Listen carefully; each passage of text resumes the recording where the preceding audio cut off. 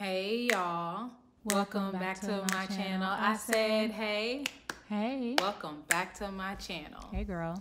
Hey y'all, I'm Jazmyn W. Welcome back to my YouTube channel. Y'all know I like to jump right into it, but first I must let you know what I must let you know. Girl. This is your What channel. I'll be saying in this part. Anyway. Oh my gosh. First, I must let you know, honey, if you haven't subscribed to my channel, There we go. you a hater at this point. If this is your second or third time watching my videos and you went and searched for me today and you are not a subscriber, honey, you don't support black women. You don't. And it's time for you to just go ahead and get your act together. Okay? Do it now. Anyway, this is my Married at First Sight reaction video. It is midnight because I had so much to do today, but I'm going to get this recorded for y'all and out As soon as I can.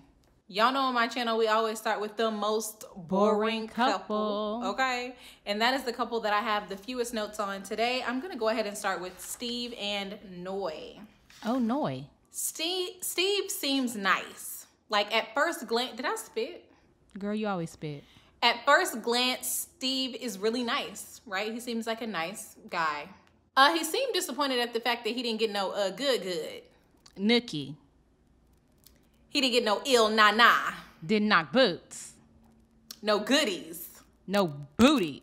You might look at me and think that I'm just a young girl, but I'm not. Okay, he seemed a little sad about it. I said, okay, I thought he was a gentleman. He acted like he didn't want the goodies when he was talking to Noi's brother. Right. When Noi was talking to Steve's mom and dad, why was his mama looking like that? Right. Why was she looking crazy? Why was his mama looking like she just got tranquilized? Wake up. What's going on? Why are you looking at Noi like this? She's a beautiful, sweet young girl, young woman.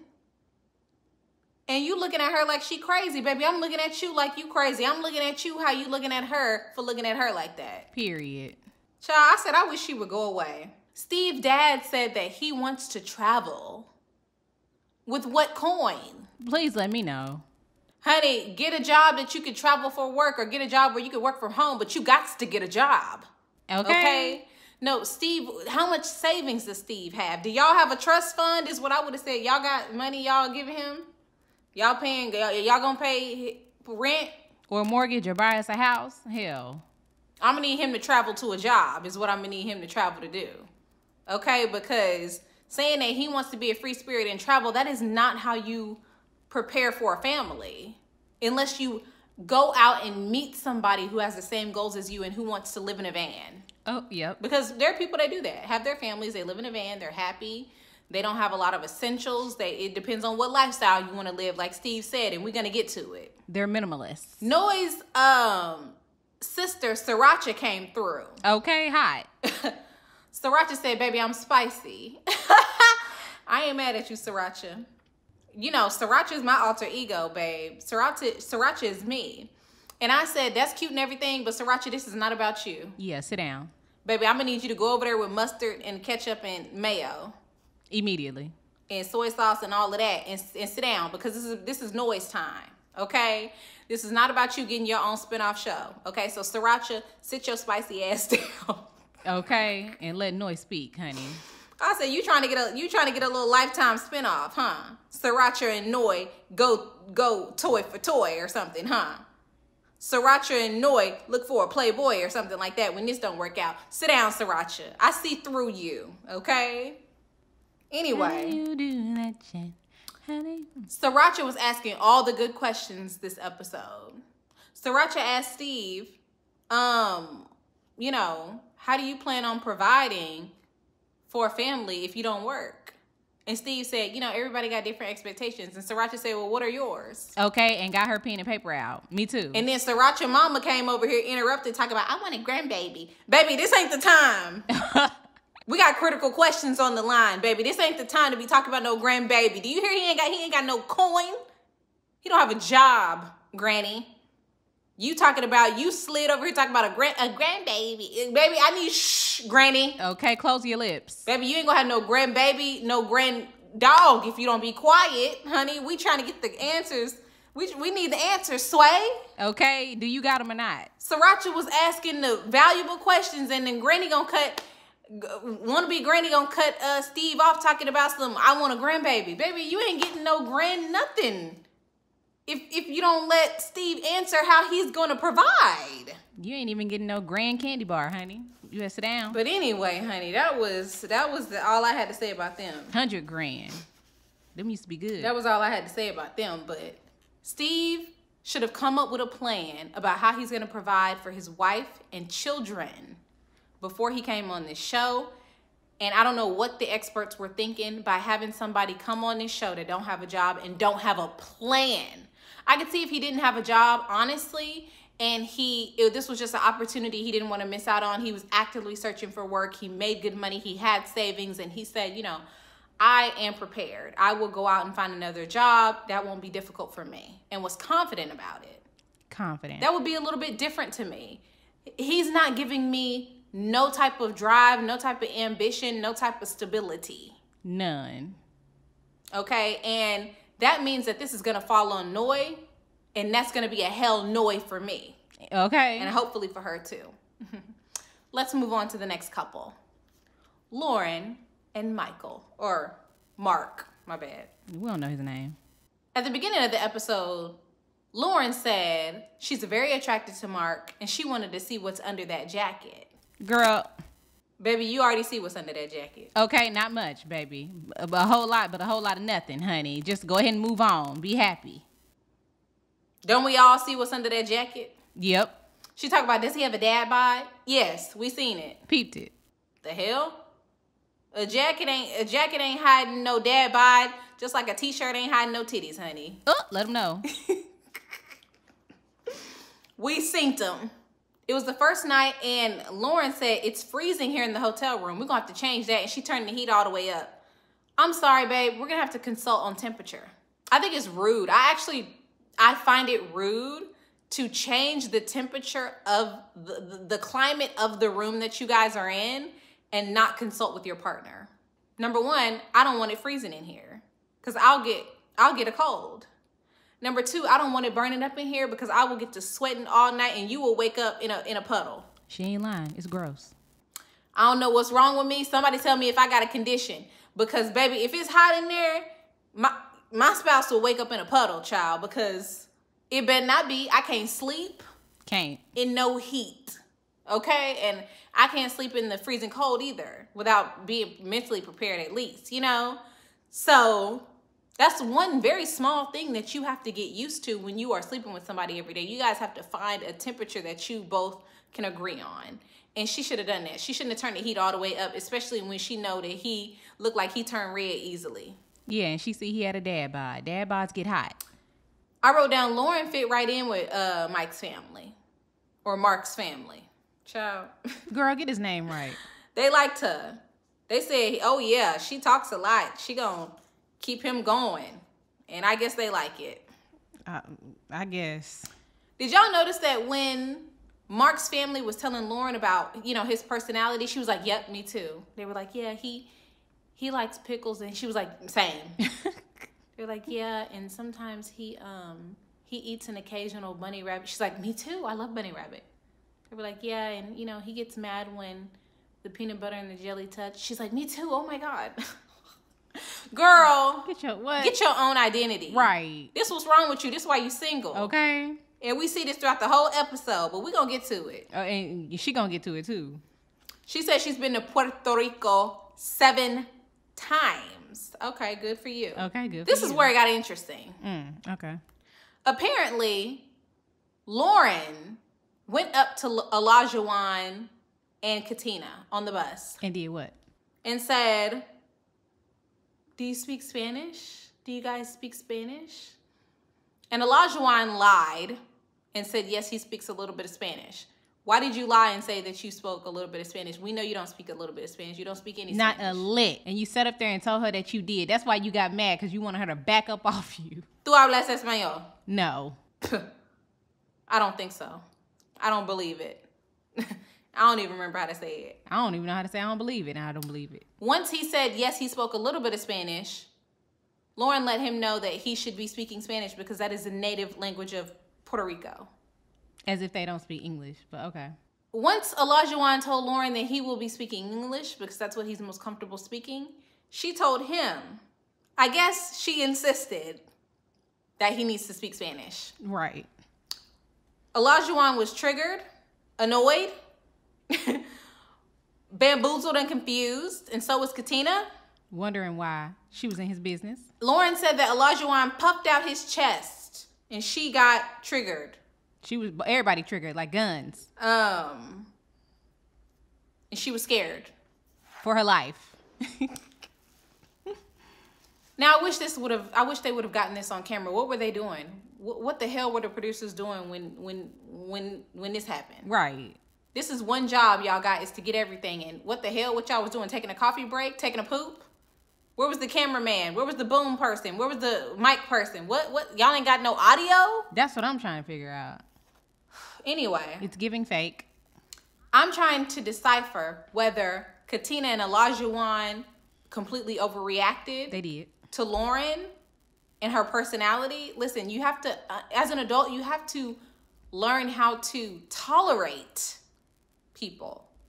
If you don't know how to tolerate, you shouldn't have kids. Or a job. Because they're going to push your tolerance too. Or friends. Or family, hell. You can't even tolerate her saying, you guys need to speak Spanish. This is the native language of Puerto Rico. You guys need to speak Spanish. I would have said, girl, okay. Anyway, so are you excited? Like, you don't have to acknowledge it. If she's annoying, she's annoying. Ignore her. It's easy. I'm trying to figure out if Elijahuan and Katina overreacted or if this is Lauren. It is Lauren. It's everybody. Being a fragile white woman and saying that Elijahuan puffed her chest out at him, or Elijahuan puffed her chest out at her and was threatening her because she insisted he speak Spanish. Because if Elijahuan was coming at her in a threatening way, why would Mike come apologize to Elijahuan? Right. Why would Elijahuan seem to forget about it afterwards? He was like, let's just move on. Katina is the one who was trying to ride or die for her man. I don't even know why. It just showed she was immature, to be honest. It showed that they were immature together. That's the tea. So I think at the end of the day, this is not a big deal.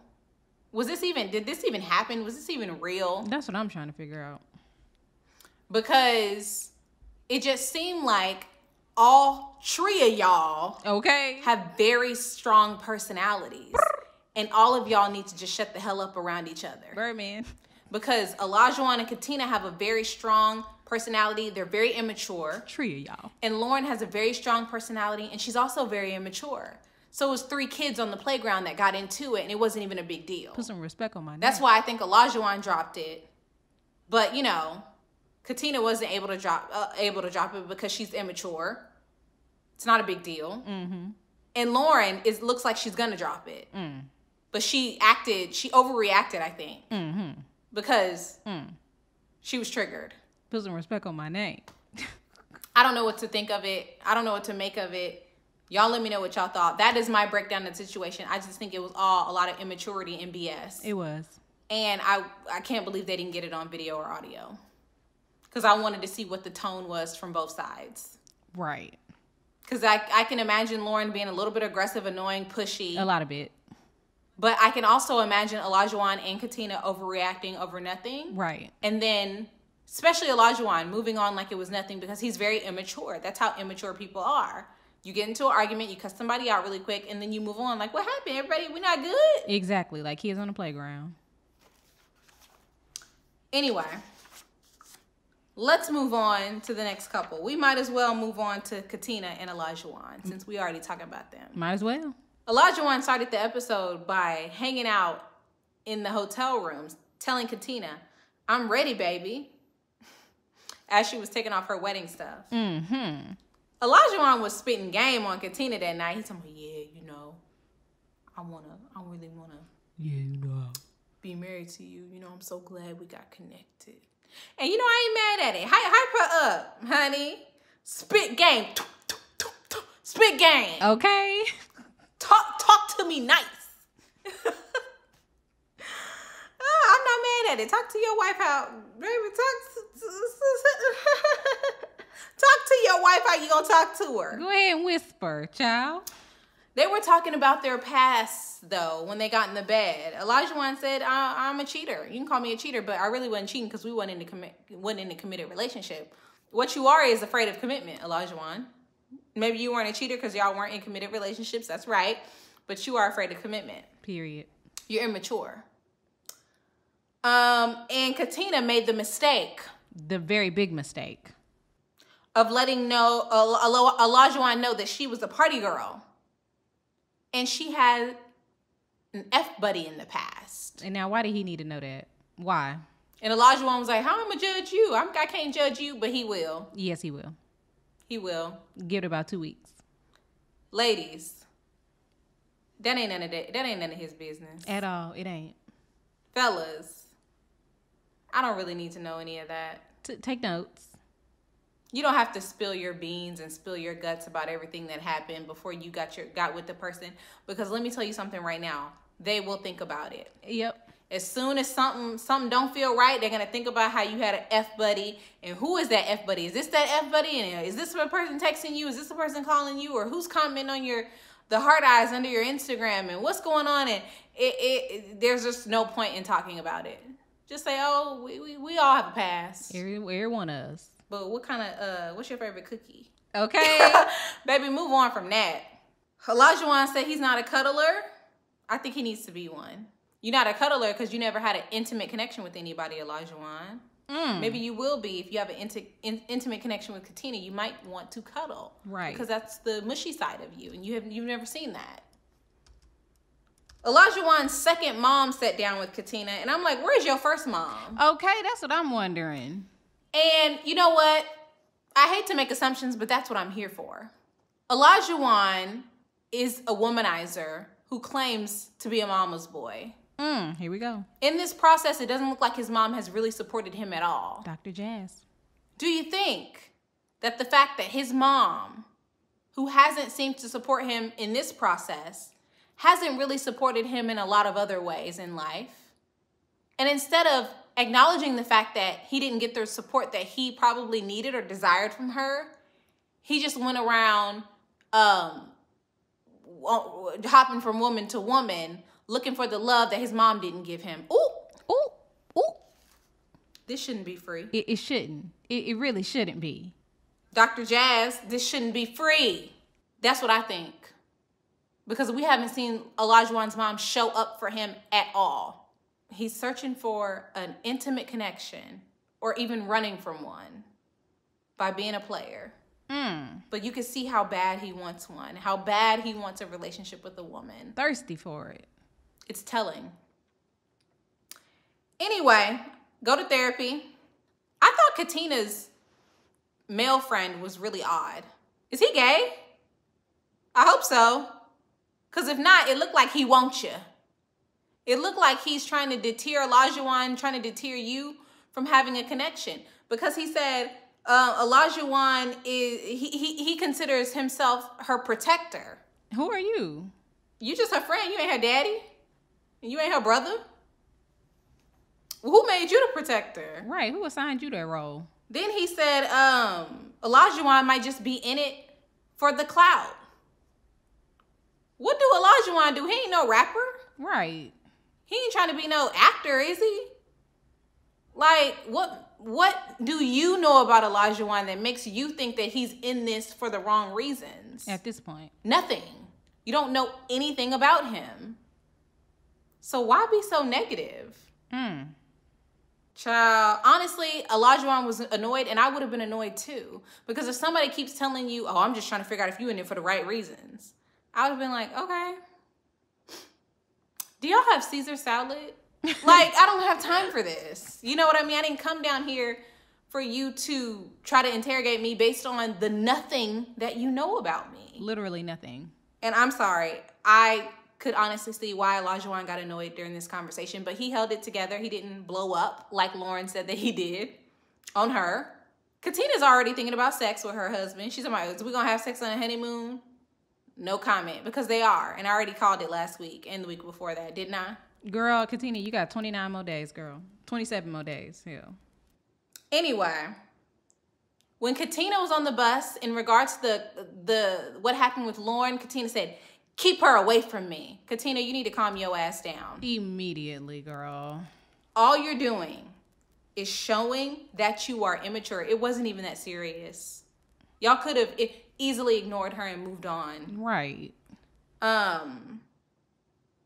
If it was that serious, how did Elijahuan let it go so easily? And then we ended the episode with Elijahuan telling, Katina, "My wife has my back.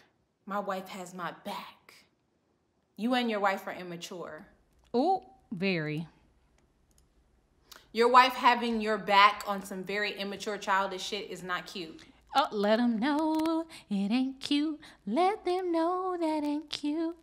It's one thing to have your back in public. Yes, sure.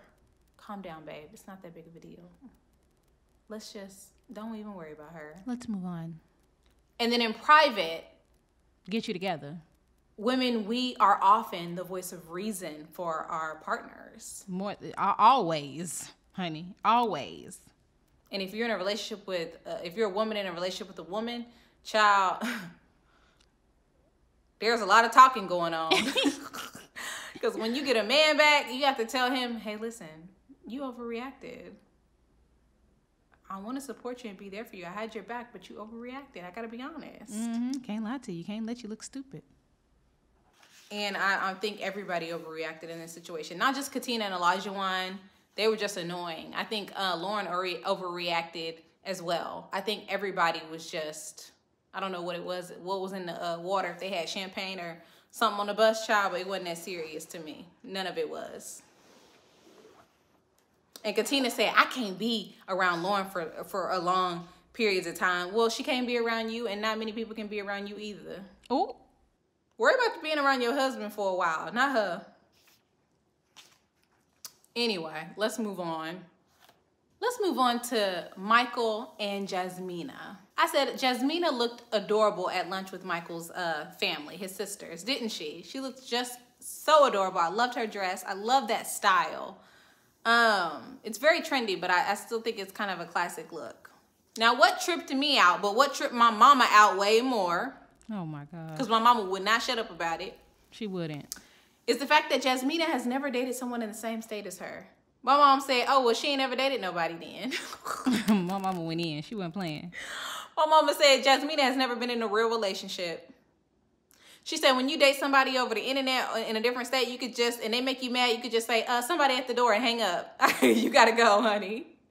She said there's nothing like dating somebody in person and living with them and all of that. And I agree. But my mama went in on her, child. I said, what she had her a Korean man from overseas or something? Because y'all know she likes to date people who are probably interested in the same thing that she's interested in. Anime, K-pop, Lord of the Rings, and Star Wars, or whatever she said she liked, child.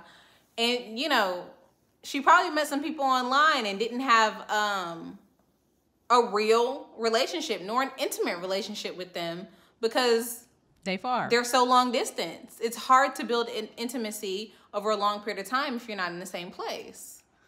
And we see how she's going to struggle in her relationship with Michael.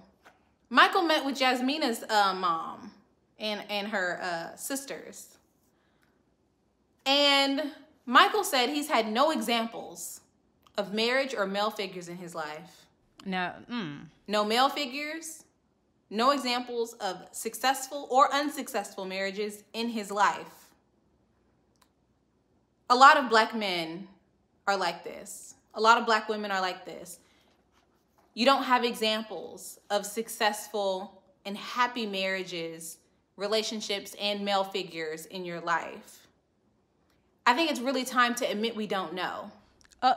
Okay. It's really time to say, hey, I need to go to therapy and perhaps do some reading on what a successful or what compromise looks like, or what an intimate relation looks like, what emotional support looks like. Partnership. Because a lot of us are just like Michael, who have never seen a successful relationship, never had a father figure, And then go on to say, but I think I have the tools, you know? I think I know what it takes to be a good... No, you don't. You just admitted you have zero experience. Right. Imagine me saying, you know what? I've never seen an example of anybody do makeup ever. Never seen it. Yeah, I've never seen makeup. I've never worked with it before. But you know, I think I could beat a face. Does that make sense to you? Don't make no sense, no. And relationships are much more complex. So why have you never had any successful examples of marriage at all, except for when you watch Fresh Prince of Bel-Air and Family Matters, and then you think you know how it works? You don't. You think you have the tools. You don't have the tools. Admit that you don't have the tools. A lot of y'all need to admit y'all don't have the tools, and men, why y'all can't admit that? I've seen examples of successful and unsuccessful marriages in my life. And even when you have examples of successful and unsuccessful marriages, it doesn't even guarantee that you have the tools. Let them know. Ain't nobody no expert. I think I do, but I still go to therapy because you know what? I need to sharpen my tools. Dr. Jazz.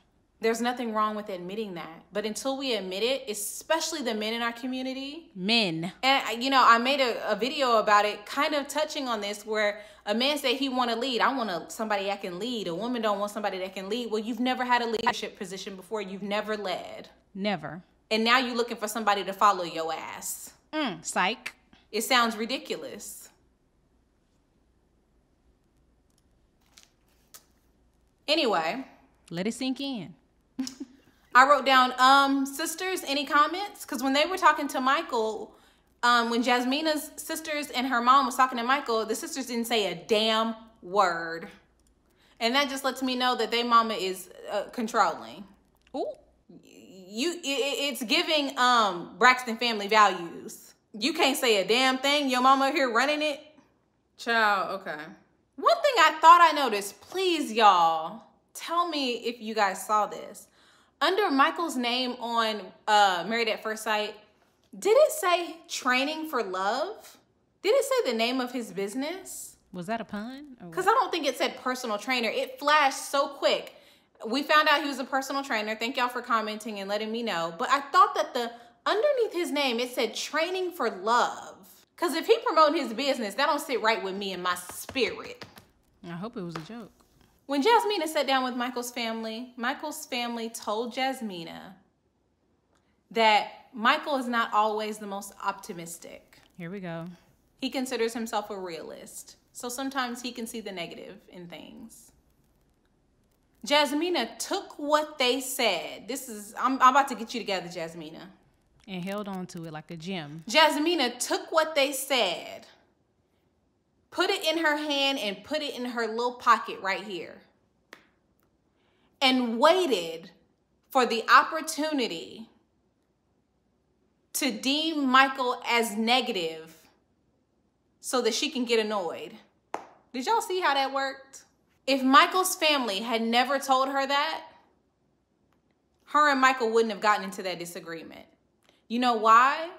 Because she used the fact that they said Michael is not always the most optimistic person against him in a future argument that happened a day later.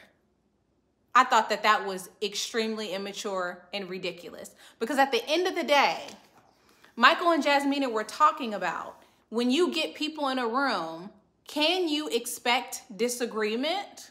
They both were right. Sure, you don't want to expect it. You don't want to wait for disagreement, right? You don't want to anticipate it because then it might happen. But the reality is it might happen.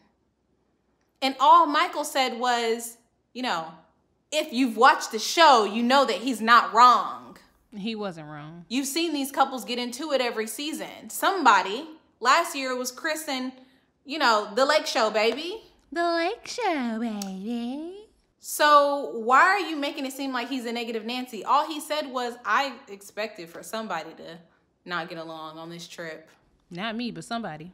And you said, no, I don't expect people to argue. Girl, bye. Well, I see what you're saying, but he's saying something different and you guys both are right. But also, why are you getting upset at Michael for having for expecting out of 10 people, a couple of people not to be jolly or have a disagreement this whole time.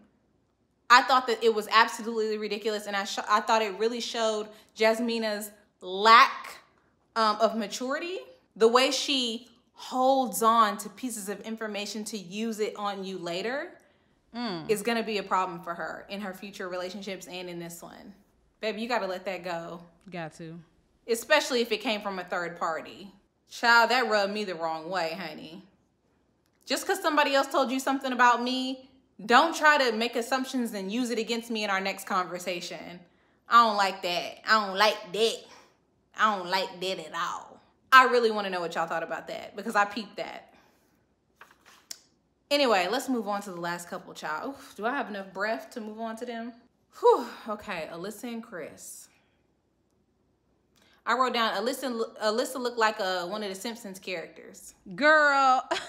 I feel like it'd be really easy to draw her as one of the Simpson characters. She do.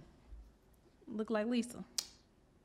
And y'all are right. A couple of y'all pointed out, and they played it back this week. Chris did ask her, what's wrong? What did you hear about me that made you uncomfortable? And she said she didn't want to talk about it. Okay, girl, whatever. I said, this really sucks. I feel bad for Chris. I feel really bad for him because he is so sweet. He said, I'm thinking about what I did, what I said. He said, was it my friends? Who was it? He's racking his brain over what he could have done differently, and it wasn't even nothing he could have done differently except for get some veneers a year before this. At least a year, 12 months. That's maybe one thing he could have done.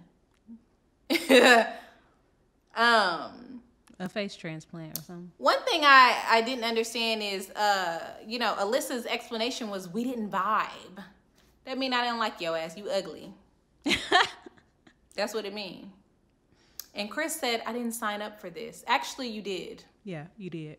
You signed up knowing that the person that you got married to may not be attracted to you. That was something that you signed up for. You already knew that, Chris. So him saying I didn't sign up for this, I thought was really weird because he did sign up for it. This is exactly what you signed up for. Mm-hmm. It is.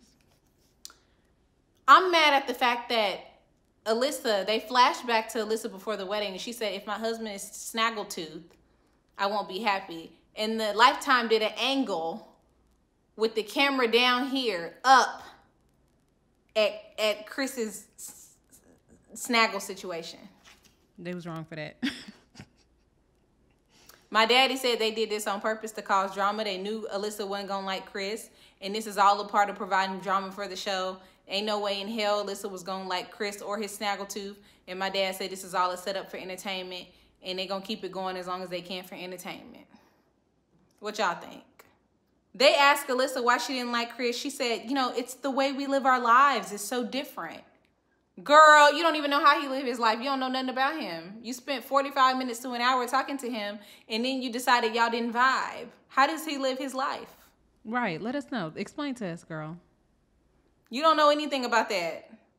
When Alyssa's family sat down with Chris, they were trying to be nice to him. They was trying to make it seem like she's really going to come around, and they know good and damn well she ain't going to come around.